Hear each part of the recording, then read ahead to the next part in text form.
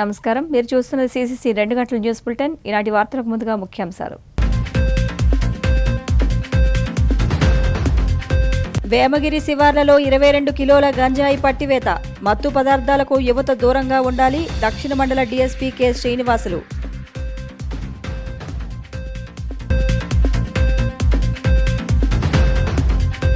సమాజంలో న్యాయవాదులకు రక్షణ లేదని అడ్వకేట్ వెల్ఫేర్ సొసైటీ ప్రతినిధుల నిరసన. ఎటువంటి పోరాటానికైనా సిద్ధమని హెచ్చరిక. సామాన్యుడి చేతిలో వజ్రాయుధం సమాచార హక్కు చట్టం. ప్రజల సమస్యలు పరిష్కారానికి కృషి చేస్తామని RTI జాతీయ కన్వీనర్ వరద నాగేశ్వరరావు వెల్లడి. బ్రెయిన్ డెడ్ అయిన వ్యక్తి అవయవాల దానం. విశాఖలో వైద్యం పొందుతున్న వ్యక్తికి కిడ్నీల ప్లాంటేషన్.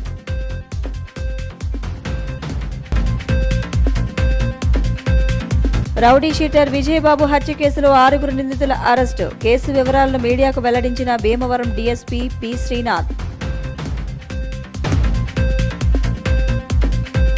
చంద్రబాబు అరెస్టును ఖండిస్తూ భీమవరం తాడేపల్లి గూడెంలో నిరసనలు. కక్షపూరితంగా అరెస్టు చేయించారంటూ ఆరోపణ.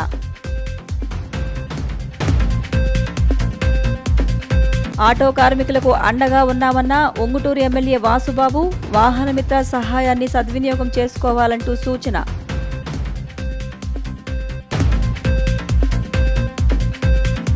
యువత మత్తుమందుకు దూరంగా ఉండాలని రాజమహేంద్రవరం దక్షిణ మండల DSP కె శ్రీనివాసులు అన్నారు.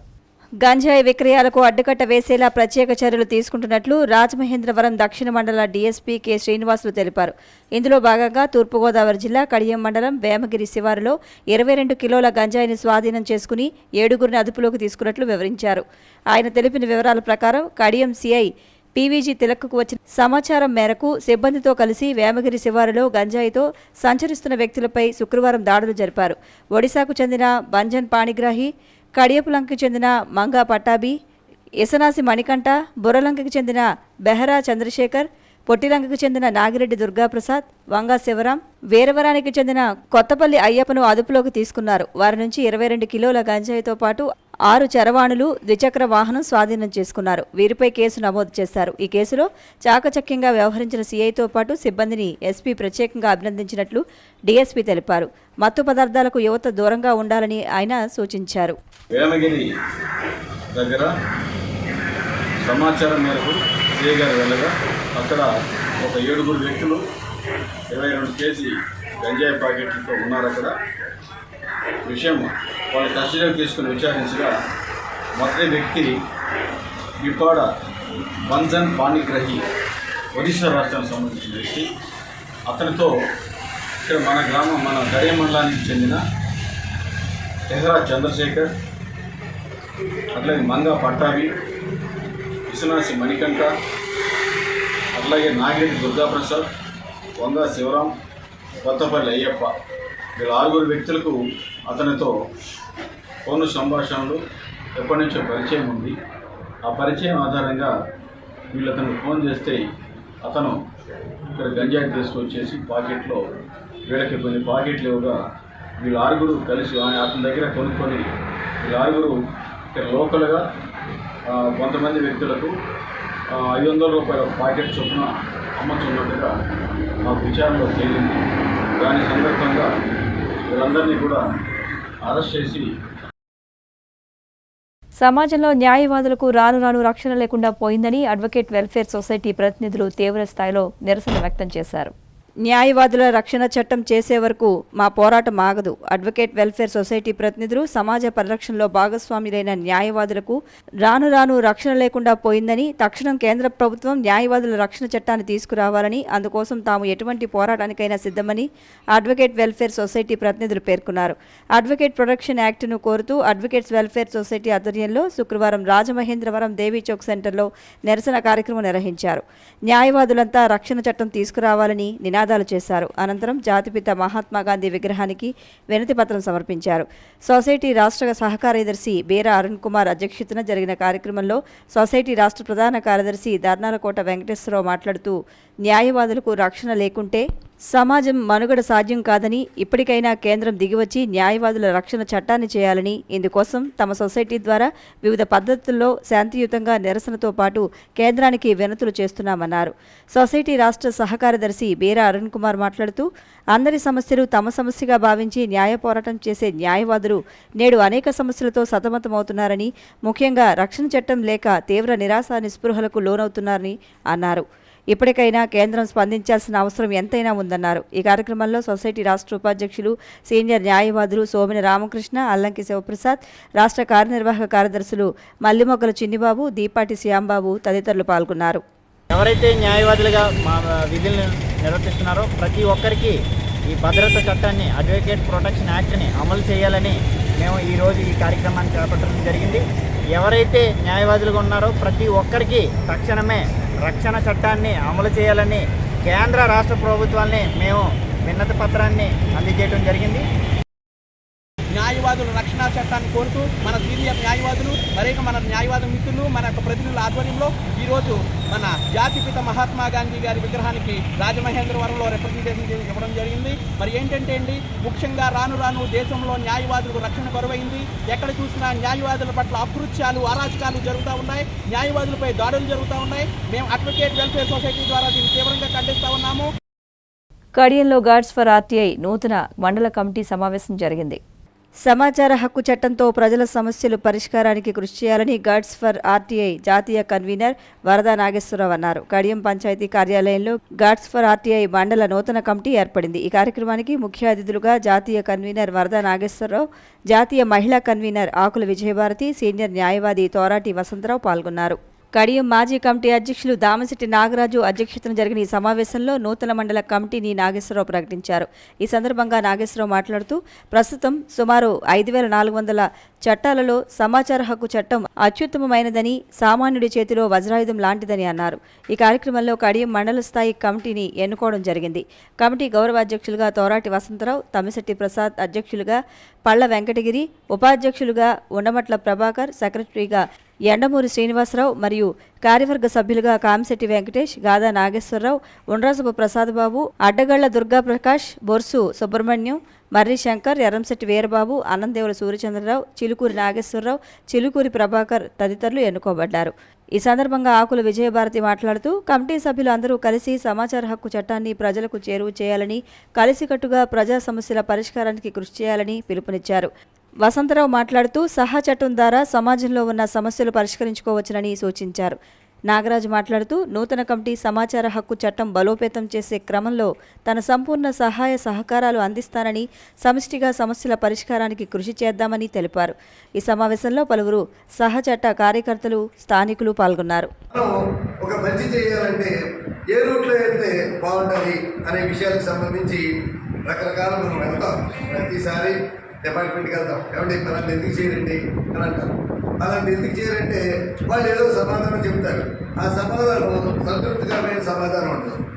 ఈ యొక్క సమాచార హక్కు చట్టం అనేదంటే 2005 అక్టోబర్ 12వ తారీఖున వచ్చింది. మనకి రాజ్యాంగం ఎప్పుడు వచ్చింది? 1950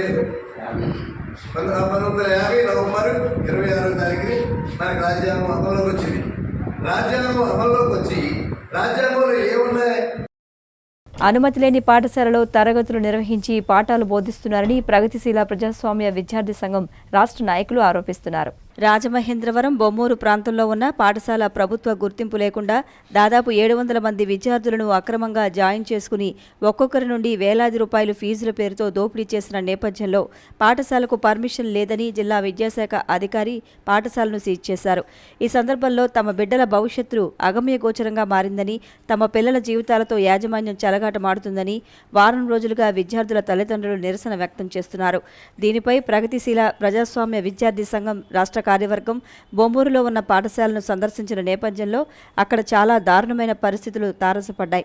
జిల్లా విద్యాశాఖ అధికారి పాఠశాలను సీజ్ చేసినా గానీ ప్రభుత్వ నిబంధనలు పట్టించుకోకుండా అక్రమంగా హాస్టల్ నడుపుతూ సెలవు దినం అయినా కూడా వరండాలో విద్యార్థులను కూర్చోబెట్టి పాఠాలు బోధిస్తున్న సంఘటన వెలుగు చూసింది.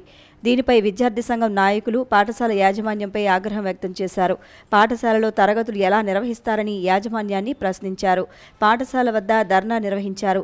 ఈ సందర్భంగా రాష్ట్ర అధ్యక్ష కార్యదర్శులు ఈ భూషణం కె భాస్కర్ మాట్లాడుతూ రాష్ట్ర వ్యాప్తంగా శ్రీ చైతన్య విద్యా సంస్థ అక్రమాలు ఆగడాలు మరింత ఎక్కువయ్యాయని, విద్యార్థుల నుండి లక్షలాది రూపాయల ఫీజులు వసూలు చేసి వారి జీవితాలతో చెలగాటమాడుతున్నారని ఆరోపించారు. ఈ కార్యక్రమంలో రాష్ట్ర ఉపాధ్యక్షులు ఎన్వి మహర్షి, సహాయ కార్యదర్శి కాకి నాని, ఉమ్మడి తూర్పుగోదావరి జిల్లా ప్రధాన కార్యదర్శి ఆర్ తిరుపతిరావు, ఏఐకేఎంఎస్ జిల్లా అధ్యక్షులు జె సత్యబాబు, ఎం శ్రీను తదితరులు పాల్గొన్నారు. టీడీఎస్ విద్యార్థి సంఘంగా ఒకటే డిమాండ్ చేస్తున్నాం.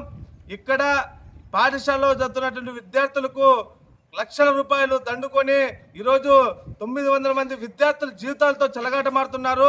ఇక్కడ ఉన్నటువంటి డిఓ గారు అయితేనేమి, కలెక్టర్ గారు అయితేనేమి తక్షణమే స్పందించాలి.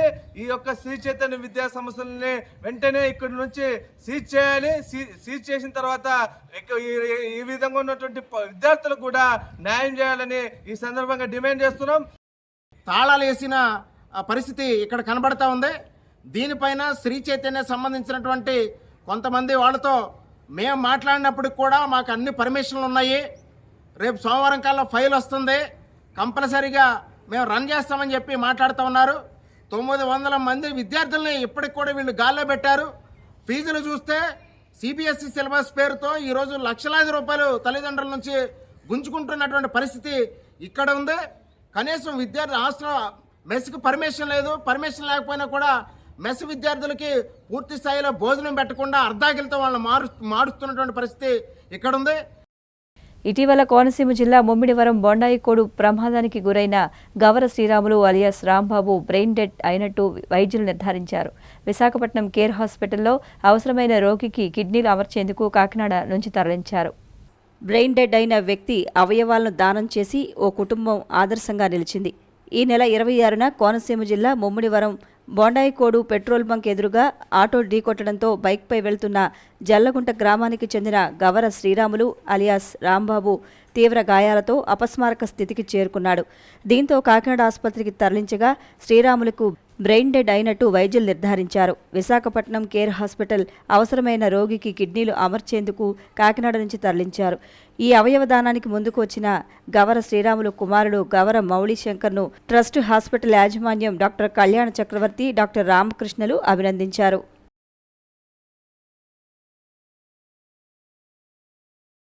బేవర విజయబాబు హత్య కేసులో 6 నిందితులను అరెస్టు చేసినట్టు భీమవరం పోలీసులు తెలిపారు. రౌడీ షీటర్ బేవర విజయబాబు హత్య కేసులో 6 నిందితులను అరెస్టు చేసినట్టు Bhimavaram sub division DSP B Srinath తెలిపారు. భీమవరం 2 టౌన్ పోలీస్ స్టేషన్లో జరిగిన మీడియా సమావేశంలో డీఎస్పీ మాట్లాడుతూ ఎస్పీ రవిప్రకాష్ ఆధ్వర్యంలో రౌడీయిజం చేసేవారిపై ఉక్కుపాదం మోపుతూ శాంతియుత సమాజానికి కృషి చేస్తున్నట్టు తెలిపారు. భీమవరం పరిధిలోని గొల్లవాని తిప్ప రోడ్లోని కనకదుర్గమ్మ ఆలయం వద్ద ఇటీవల జరిగిన విజయబాబు హత్య కేసులో ప్రధాన నిందితుడు రౌతుల రఘుతో పాటు మరో 5 నిందితులను అదుపులోకి తీసుకున్నట్లు తెలిపారు. రౌడీ షీటర్ రౌతుల యేసు హత్యకు ప్రతీకారంగా అతని తమ్ముడు రఘు ప్లాన్ ప్రకారం విజయబాబు హత్య జరిగినట్లు తెలిపారు. రౌతుల యేసు హత్య కేసులో ప్రధాన నిందితులైన వడ్డీ వెంకట దుర్గారావు, బేవర విజయబాబు, బేవర గోవిందరావులను హత్య చేసేందుకు ప్లాన్ చేసినట్టు తెలిపారు. ఇందులో బేవర విజయబాబును హత్య చేయగా తమ్ముడు బేవర గోవిందరావు తప్పించుకున్నారని అన్నారు. ఈ మేరకు నిందితుల గాలింపు చర్యల్లో ప్రధాన నిందితుడు రఘుతో పాటు మరో 5 భీమవరం పట్టణ రైల్వే స్టేషన్ వద్ద ఉన్నట్లు గుర్తించి అదుపులోకి తీసుకున్నట్లు తెలిపారు. ఈ కేసులో నిందితులను పట్టుకున్న 2 town inspector Srinivas, SI Phanimohan, ASI P Suryanarayana, సిబ్బంది ముత్యాలరావు, శంకర్లను డీఎస్పీ అభినందించారు. రౌతుల రఘుబాబు, కాకర్ల అనిల్, నల్లి రాజేష్, గన్నవరపు రాజు అలియాస్ బుల్లెట్ రాజు, ఈ 4 కూడా కుట్ర పన్ని ఎవరైతే మనం ఫస్ట్ 6 మంది అరెస్ట్ చేశారో వాళ్ళ ద్వారా ఎగ్జిక్యూట్ చేయడం జరిగింది. ఇది ఇంకా ఇన్వెస్టిగేషన్ కంటిన్యూ అవుతుంది. టెక్నికల్ ఎవిడెన్స్ సంబంధించిన వివరాలు సేకరిస్తున్నాము.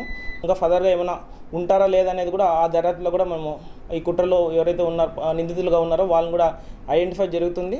ప్రస్తుతానికి ఈ 4 ఇవాళ మధ్యాహ్నం అరెస్ట్ చేసి రిమాండ్ పంపించడం జరుగుతుంది. ఈవెన్ 2 టౌన్లోను ప్లస్ 1 టౌన్లో ఉన్న రౌడీ షీట్స్ పైన సర్వేలెన్స్ వారిని బైండర్ కూడా కొనసాగుతుంది. వారు ఎటువంటి అసాంఘిక కార్యక్రమాలు ప్లస్ ఇటువంటి అఫెన్స్లో పాల్గొనకుండా మన పశ్చిమ గోదావరి ఎస్పీ గారు ఇన్స్ట్రక్షన్స్ ఇవ్వడం జరుగుతుంది. ఆ తర్వాత 1 టౌన్ 2 టౌన్ నుంచి కూడా నేను కూడా పర్సనల్గా మానిటర్ చేసి ఇటువంటి అఫెన్సెస్ మళ్ళీ పునరావృతం కాకుండా చూసుకుంటామని చెప్పి తెలియజేస్తున్నాం. రాజేష్ అండ్ కాకర్ల అనిల్ అనే వాళ్ళు రెక్కి, అంటే వీళ్ళు ఎటువైపు నుంచి వస్తున్నారు ఎటువైపు పోతున్నారు అనేది రెక్కి చేయడం జరిగింది. మనకి మెయిన్ నిందితుడు రౌతుల రఘుబాబు ఆధ్వర్యంలో మిగతా 6 మంది ఎగ్జిక్యూట్ చేశారు. చంద్రబాబు అరెస్టును ఖండిస్తూ పశ్చిమ గోదావరి జిల్లా తాడేపల్లిగూడెంలో టీడీపీ ఆధ్వర్యంలో దీక్షలు కొనసాగుతున్నాయి. చంద్రబాబు అరెస్టును ఖండిస్తూ టీడీపీ నియోజకవర్గ ఇన్ఛార్జ్ వలవల బాబ్జీ ఆధ్వర్యంలో పశ్చిమ గోదావరి జిల్లా తాడేపల్లిగూడెంలో దీక్షలు కొనసాగుతున్నాయి. ఈ దీక్షల్లో పార్టీ రూరల్ నాయకులు పాల్గొన్నారు. పలువురు నాయకులు మాట్లాడుతూ రాష్ట్ర అభివృద్ధికి, ఉద్యోగ కల్పనకు కృషి చేసిన మాజీ ముఖ్యమంత్రి చంద్రబాబు నాయుడుపై రాష్ట్ర ప్రభుత్వం కక్షపూరితంగా తప్పుడు కేసులు పెట్టి జైలుకు పంపిందని ఆరోపించారు. నిరసన దీక్షల అనంతరం పెంటపాడులోని కాలువలో జలదీక్ష చేపట్టారు. ఈ నిరసన కార్యక్రమంలో పలువురు టీడీపీ నాయకులు, కార్యకర్తలు పాల్గొన్నారు. చేయడం జరిగింది. ప్రజలందరికీ చెప్పవలసిన అవసరం ఏంటంటే నేనే తప్పు చేయలేదు కాబట్టి ఆ ఎఫ్ఐఆర్ని స్క్వాష్ చేయమని చెప్పి ఏ కోర్టునైనా సరే అడగడం జరిగింది. హైకోర్టుని అడిగారు, అలాగే సుప్రీంకోర్టులో కూడా ఈ పిటిషన్ వేస్తే నిన్నటి రోజున ఈ సెలవులు కాబట్టి మరి 3వ తారీఖుకి ఈ కేసు వాయిదా పడింది. ముఖ్యంగా నేను ఏ తప్పు చేయలేదు కాబట్టి స్క్వాష్ పిటిషన్ వేశాను. అది మరి ఆ క్రమంలో ఖచ్చితంగా తెలుగుదేశం పార్టీకి ఊరట కలుగుతుందని చెప్పి చంద్రబాబు నాయుడు గారు అక్రమ అరెస్టుని మరి రద్దు చేసే అవకాశాలు సుప్రీంకోర్టులో ఉన్నాయని, అలాగే ఇక్కడ అర్థమవుతూ ఉన్నది ఏంటంటే ఇక్కడ చూస్తూ ఉంటే వరుస పెట్టి పీటీ వారెంట్లు వేస్తున్నాడు. ఏదైతే అంగళ్ళ కేసు ఉందో అందులో 307 వేసాడు. ఆ కేసులో బాబు గారిని ప్రథమ ముద్దాయిగా పెట్టాడు. ఫైబర్ నెట్వర్క్లో మళ్ళీ బాబు గారిని పేరు ప్రస్తావించాడు. అలాగే ఇన్నర్ రింగ్ రోడ్లో బాబు గారి పేరు పెట్టడం జరిగింది. ఇలాగా ఏం కావాలంటే అది. మాజీ ముఖ్యమంత్రి నారా చంద్రబాబు నాయుడు అరెస్టును భీమవరంలోని న్యాయవాదులు ఖండించారు. టీడీపీ అధినేత చంద్రబాబు అక్రమ అరెస్టును నిరసిస్తూ భీమవరంలోని న్యాయవాదులు న్యాయస్థాన ప్రాంగణం దగ్గర నిరసన వ్యక్తం చేశారు. టీడీపీ రాష్ట్ర కార్యదర్శి వేండ్ర శ్రీనివాస్ మాట్లాడుతూ చంద్రబాబుపై ఆధారాలు లేని కేసులు నమోదు చేసి అక్రమంగా అరెస్టు చేసి ఇబ్బందులు పెడుతున్నారని అన్నారు. ఉన్నత న్యాయస్థానాల నుంచి న్యాయం లభిస్తుందన్న నమ్మకం ఉందని తెలిపారు. ఈ నిరసన కార్యక్రమంలో టీడీపీ పశ్చిమ గోదావరి జిల్లా లీగల్ సెల్ అధ్యక్షుడు నీలాతి రమేష్, నియోజకవర్గ అధ్యక్షులు పాకా రమేష్, న్యాయవాదులు చల్లుబోయిన రంగారావు, బాణాల శివయ్య, రేవూరి రాంబాబు, చల్లబోయిన శ్రీనివాస్, కట్టా ఈశ్వర్, ఆరేపల్లి ఏడుకొండలు, మారెళ్ల నరసింహమూర్తి, సాయి తదితరులు పాల్గొన్నారు. దురదృష్టకరం, ఎంత అన్యాయం అనేది ప్రజలందరూ కూడా ఆలోచించాలి. మరి 17A కూడా స్కిల్ డెవలప్మెంట్ అక్రమంగా క్రమబద్ధంగా ఏమి లేకపోయినా సరే ఉన్నదని కల్పించి స్కిల్ డెవలప్మెంట్ లో పేరు ఉందని జ్యుడిషియరీ మరి తీసుకోవడం దురదృష్టకరం. అలాగే ఎఫ్ఐఆర్ లో కూడా అంతే, 209 లో కూడా అంతే. చంద్రబాబు నాయుడిని అరెస్ట్ చేయటం ఇది దురదృష్టకరం. ఇది ప్రజాస్వామ్య విరుద్ధం, రాజ్యాంగానికి విరుద్ధంగా రాజారెడ్డి రాజ్యాంగంలాగా చేస్తున్నటువంటి జగన్ పరిపాలన ప్రజలందరూ ఆలోచించుకోవాలి. ఇటువంటి అన్యాయాలకు తోడ్పడుతున్నటువంటి జగన్మోహన్ రెడ్డి అక్రమాలు కూడా ఉన్న చంద్రబాబు నాయుడు అవినీతి పరుడు అని ఆయన చెప్పడం దురదృష్టకరం. ఆయనే అవినీతి పరుడు. చంద్రబాబు నాయుడు గారి అక్రమాన్ని ఖండిస్తూ ఈరోజు భీమపట్నంలో న్యాయవాదులంతా కూడా నిరసన కార్యక్రమం చేస్తున్నాం. ఈ నిరసన చేసిన న్యాయవాదులందరికీ హృదయపూర్వక నమస్కారాలు. చంద్రబాబు నాయుడిని అక్రమాన్ని ఖండిస్తూ మేము నిరసన కార్యక్రమం తెలియజేస్తున్నాం. భీమలో నిరాకరణ చేసే అందరికీ సంఘీభావం తెలియజేస్తున్నాం. అలాగే చంద్రబాబుని విడుదల చేయాలని, రాబో కాలంలో అఖిల పక్షంతో పవన్ కళ్యాణ్ గారు చంద్రబాబు నాయుడు ప్రభుత్వం ఏర్పడాలని చెప్పేసి చంద్రబాబు సీఎం కోరుకుంటూ సెలవు. బ్రహ్మకమలం మొక్కలు ఇంటిలో పెంచుకోవడం వల్ల ఆహ్లాద వాతావరణం నెలకొంటుందని రేస్ బీడీ కళాశాల మాజీ వైస్ చైర్మన్ శ్యామల రాధాకృష్ణ వివరించారు. ప్రతి ఒక్కరూ తమ ఇంట్లో బ్రహ్మకమలాల మొక్కలను నాటుకోవాలని రేస్ బీడీ కళాశాల మాజీ వైస్ ప్రిన్సిపల్ శ్యామల రాధాకృష్ణ సూచించారు. అన్నమయ్య జిల్లా మదనపల్లె పట్టణంలోని సొసైటీ కాలనీలో ఉన్న వారి ఇంటి పెరటిలో బ్రహ్మకమలం పువ్వులు విస్తారంగా పూచాయి. ఈ సందర్భంగా ఆమె మాట్లాడుతూ ప్రకృతి దేవుడు అందించిన వరమని ఎవ్వరూ దానిని ధ్వంసం చేయవద్దని హితవు పలికారు. బ్రహ్మకమలం పువ్వులు మన ఇంటిలో పెంచుకుంటే వాటి నుంచి వచ్చే సువాసనలు మనకు ఎంతో ఆహ్లాదాన్ని కలిగిస్తాయని పేర్కొన్నారు. 12 వరకు ఇది బాగా బ్లూమ్ అవుతుంది, వికసిస్తుంది. అప్పుడు చూడ ముచ్చటగా ఉంటాయి, తెల్లగా ఉంటాయి ఆ ఫ్లవర్స్. ఒక రకమైన పరిమళం వస్తుంది, గాఢమైంది కాదు, చాలా సునిశ్చితంగా ఉండే పరిమళము. ఆ సౌరభాన్ని ఆస్వాదించాలి మనము. మనల్ని పిలుస్తున్నట్లుగా ఉంటుంది కానీ గాఢంగా ఉండదు. ఇది ఒకప్పుడు మా ఇంట్లో ఒక 5-6 పువ్వులు పూసేవి. ఈసారి అన్యూజువల్గా 20 పూలు పూసాయి. ఇంకా మా ఇంటి చివర వరుసలో ఉండే ఇంట్లో కూడా వాళ్ళ ఇంట్లో 18 పూలు పూసాయి. ఈ పువ్వులు చూస్తే మరింత ప్రకృతికి శోభ ఇది.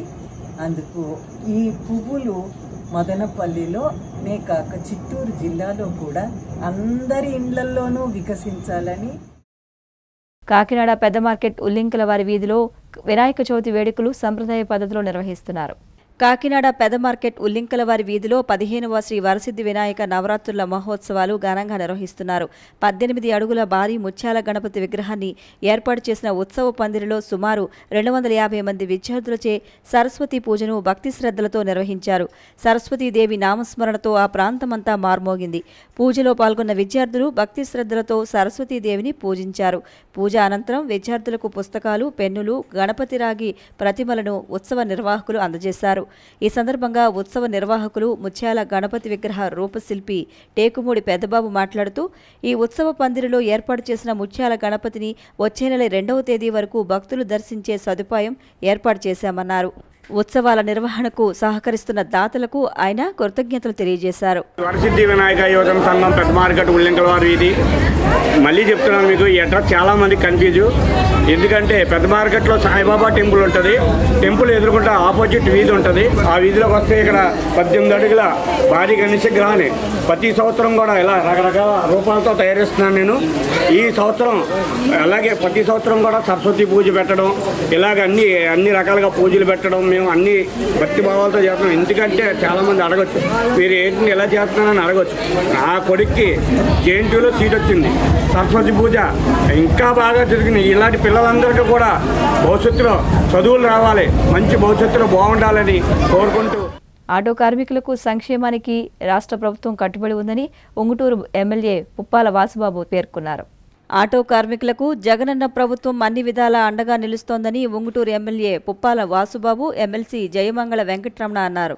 శుక్రవారం ఉంగుటూరు నియోజకవర్గ స్థాయిలో వాహనమిత్ర 5వ విడత నగదు పంపిణీ సందర్భంగా నిడమరు మండలం బొవ్వనపల్లి ఎమ్మెల్యే క్యాంపు కార్యాలయంలో ఎమ్మెల్యే పుప్పాల వాసుబాబు ఆధ్వర్యంలో నిర్వహించిన ఆటో డ్రైవర్లకు చెక్కుల పంపిణీ కార్యక్రమంలో ఎమ్మెల్సీ జయమంగళ వెంకటరమణ, టీటీడీ పాలక మండలి సభ్యులు గాదిరాజు వెంకట సుబ్బరాజు పాల్గొన్నారు. కార్యక్రమంలో తొలుత గణపవరం డిగ్రీ కళాశాల నుంచి భారీ ఆటో ర్యాలీలో పాల్గొన్న ఎమ్మెల్సీ వెంకటరమణ స్వయంగా ఆటో నడపగా MLA Vasubabu, TTD member Subbaraju ఆటోలో ప్రయాణించి బొవ్వనపల్లి సభ వేదికకు చేరుకుని ఆటో డ్రైవర్లకు చెక్కులు అందజేశారు. ఈ సందర్భంగా వాసుబాబు, వెంకటరమణ మాట్లాడుతూ, సార్వత్రిక ఎన్నికల మేనిఫెస్టోలో ఇచ్చిన హామీలన్నింటినీ నెరవేర్చిన ఘనత ముఖ్యమంత్రి వైఎస్ జగన్మోహన్ రెడ్డికి దక్కిందన్నారు. ఈ కార్యక్రమంలో స్థానిక ప్రజాప్రతినిధులు, అధికారులు, వైసీపీ శ్రేణులు, ఆటో యూనియన్ నాయకులు తదితరులు పాల్గొన్నారు.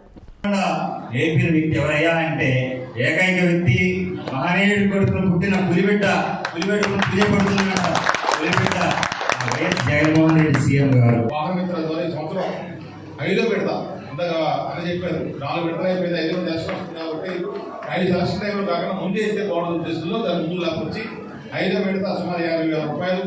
ఈ సంవత్సరం 2,45,000 మంది ఆటో సోదరులకి 2,75,00,000. ఓవరాల్గా 5 ఏళ్ళు కలిసి 1,300 కోట్ల రూపాయలు వాహనమిత్ర ద్వారా ఆటో సోదరుల ఖాతాలో ముఖ్యమంత్రి గారు జమ చేయడం జరిగింది. ఇది వ్యవస్థలో చక్కటి మార్పులు ఎందుకంటే ముఖ్యమంత్రి జగన్మోహన్ రెడ్డి చక్కటి మనం గుర్తుపెట్టుకోవాల్సిన పని. గతంలో ఏ పథకం కావాలన్నా, ఏ కాగితం కావాలన్నా, ఏ కలం కావాలన్నా, మనం బతుకున్న చెప్పుకొని సర్టిఫికేట్ కావాలన్నా కూడా ఆఫీసులు చుట్టూ తిరగలా తెచ్చేవాళ్ళు.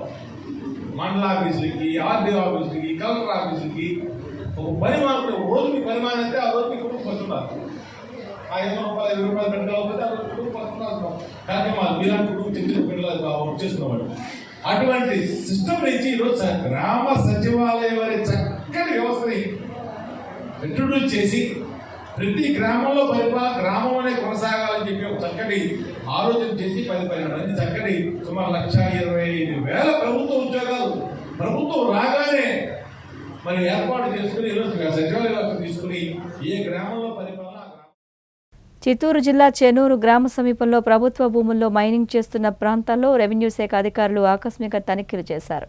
తిరుపతి జిల్లా గూడూరు మండల పరిధిలోని చెన్నూరు గ్రామ సమీపంలో ప్రభుత్వ భూముల్లో అక్రమంగా మైనింగ్ చేస్తున్న ప్రాంతాల్లో రెవెన్యూ శాఖ అధికారులు ఆకస్మిక దాడులు నిర్వహించి యంత్రాలను స్వాధీనం చేసుకున్నారు. గూడూరు నియోజకవర్గ పరిధిలో పలు ప్రాంతాల్లో విస్తారంగా మైనింగ్ జరుగుతోంది. ప్రస్తుతం మార్కెట్లో ఆ ఖనిజాల ధరలు విపరీతంగా పెరగడంతో స్థానికంగా పలుకుబడి ఉన్న కొంతమంది వ్యక్తులు అక్రమంగా మైనింగ్ నిర్వహించి ఖనిజాలను వెలికితీసి చెన్నై లాంటి ప్రాంతాలకు తరలిస్తూ కోట్లు గడిస్తున్నారు. ఈ అక్రమ మైనింగ్పై రెవెన్యూ అధికారులకు అనేక ఫిర్యాదులు రావడంతో గూడూరు ఆర్డీఓ కిరణ్ కుమార్ ఆదేశాల మేరకు వీఆర్ఓలు Venkateswararaju, Sivakumar, VRA Mahesh, RDO CC Akhil బృందం అక్రమ మైనింగ్ స్థావరాలపై దాడులు నిర్వహించి అక్రమ మైనింగ్లో వినియోగిస్తున్న వాహనాలను స్వాధీనం చేసుకున్నట్టు మీడియాకు తెలిపారు. టీడీపీ అధినేత చంద్రబాబు నాయుడుని అరెస్టు చేయడం సమంజసం కాదని మాజీ మంత్రి పితాని సత్యనారాయణ అన్నారు. రాష్ట్ర ప్రభుత్వ వైఖరిపై మాజీ మంత్రి పితాని సత్యనారాయణ తీవ్ర స్థాయిలో ధ్వజమెత్తారు. రాజమండ్రిలో టీడీపీ జాతీయ కార్యదర్శి నారా లోకేష్ క్యాంపు కార్యాలయం వద్ద పితాని సత్యనారాయణ మీడియా ప్రతినిధులతో మాట్లాడారు. తెలుగుదేశం పార్టీకి రోజురోజుకు ప్రజలలో వస్తున్న ఆదరణ చూడలేక కక్ష సాధింపు చర్యగా ఇలాంటి చర్యలకు పాల్పడుతున్నారని అన్నారు. ఆధారాలు లేని కేసులలో అరెస్టు చేయడం విడ్డూరంగా ఉందన్నారు. న్యాయం టీడీపీ పక్షాన ఉందన్నారు. చంద్రబాబు నాయుడు విడుదలయ్యే వరకు పోరాటం కొనసాగిస్తామని హెచ్చరించారు. ఇలాంటి దుర్మార్గమైన పరిపాలన ఏ జగన్మోహన్ రెడ్డి కాదు, ఎవరైనా సరే విప్లవం ద్వారానే. ఈరోజు మేము ఉద్యమం గాంధీ గారి సూత్రంలో శాంతియుతంగా దీక్షలు చేస్తూ ఉన్నాం. అయినా కూడా పర్మిషన్లు ఇవ్వట్లే. పాదయాత్రలు చేస్తుంటే అడ్డంకులు, లోకేష్ గారు యువనాయకుడు చేస్తుంటే యోగాల పేరిట చేస్తుంటే దానికి అడ్డంకులు, పర్మిషన్ లేవని. ఈనాడు పవన్ కళ్యాణ్ గారు ఏంటది వరహాయాత్ర, దానికి పర్మిషన్ లేవు. ఏంటి మీరు ఎప్పుడైనా మీకు లోకేష్ అడ్డు పెట్టావు? మరి జగన్మోహన్ రెడ్డి గారు పాదయాత్ర చేశారు కదా, ఎప్పుడు కూడా మేము అడ్డు పెట్టలేదే. ఒకటే చెప్తా ఉన్నాం, దీన్ని తీవ్రంగా ఖండిస్తూ ఉన్నాం, గర్విస్తున్నాం. ప్రజాస్వామ్యంలో ప్రతిపక్ష పార్టీలు తన పాత్ర ప్రజల తరపున ప్రశ్నిస్తారు. అధికారంలో ఉన్న తప్పులు ప్రజాపతి కానీ అధికారి కానీ తప్పు చేస్తే ప్రతిపక్ష పార్టీలే కాదు మీడియా కూడా బాధ్యత వహిస్తూ ఉంది.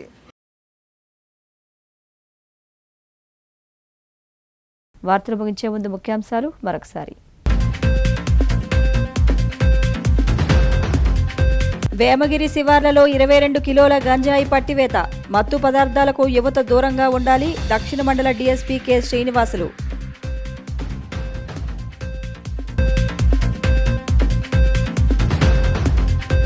సమాజంలో న్యాయవాదులకు రక్షణ లేదని అడ్వకేట్ వెల్ఫేర్ సొసైటీ ప్రతినిధుల నిరసన. ఎటువంటి పోరాటానికైనా సిద్ధమని హెచ్చరిక. సామాన్యుడి చేతిలో వజ్రాయుధం సమాచార హక్కు చట్టం. ప్రజల సమస్యలు పరిష్కారానికి కృషి చేస్తామని ఆర్టీఐ జాతీయ కన్వీనర్ వరద నాగేశ్వరరావు వెల్లడి. బ్రెయిన్ డెడ్ అయిన వ్యక్తి అవయవాల దానం. విశాఖలో వైద్యం పొందుతున్న వ్యక్తికి కిడ్నీల ప్లాంటేషన్.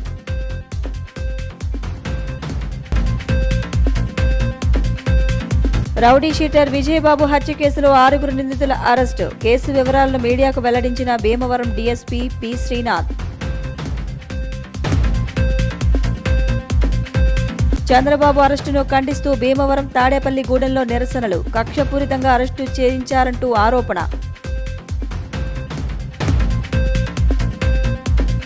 ఆటో కార్మికులకు అండగా ఉన్నామన్న ఒంగుటూరు ఎమ్మెల్యే వాసుబాబు. వాహనమిత్ర సహాయాన్ని సద్వినియోగం చేసుకోవాలంటూ సూచన.